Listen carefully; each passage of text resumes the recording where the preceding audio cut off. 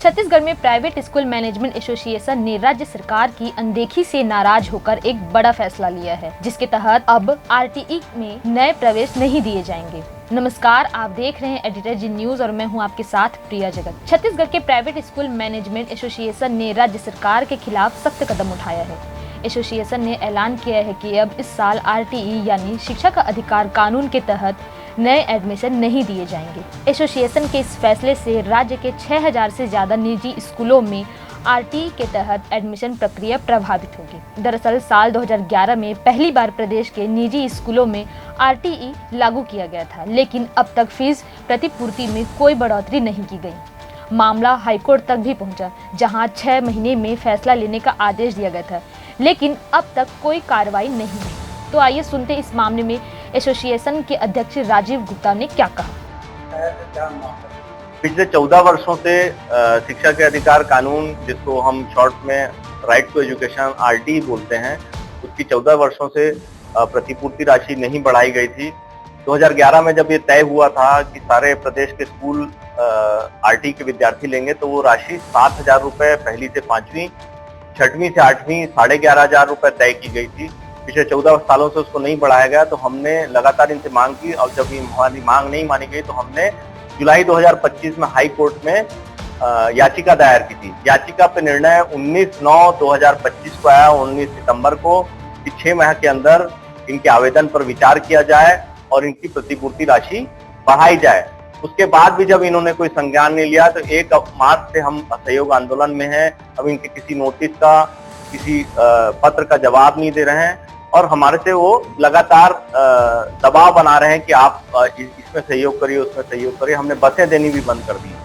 लेकिन इस 1 महीने के असहयोग आंदोलन के बाद भी जब इन्होंने हमारे बातों का संज्ञान नहीं लिया, तो हमने बड़े कठोर मन से ये निर्णय लिया है कि इस वर्ष जो लॉटरी के माध्यम से विद्यार्थियों को चयन होगा स्कूलों में, और जब वो हमारे पास प्रवेश लेने आएंगे तो हम उनको प्रवेश नहीं देंगे।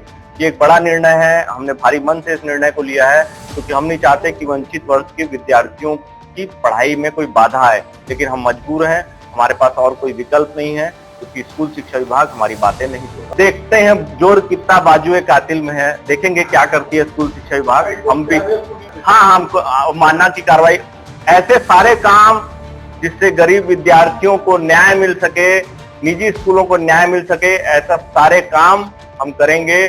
स्कूल शिक्षा विभाग इस मुगालते में ना रहे कि हम झुक जाएंगे या टूट जाएंगे और हम अपना आंदोलन वापस ले लेंगे।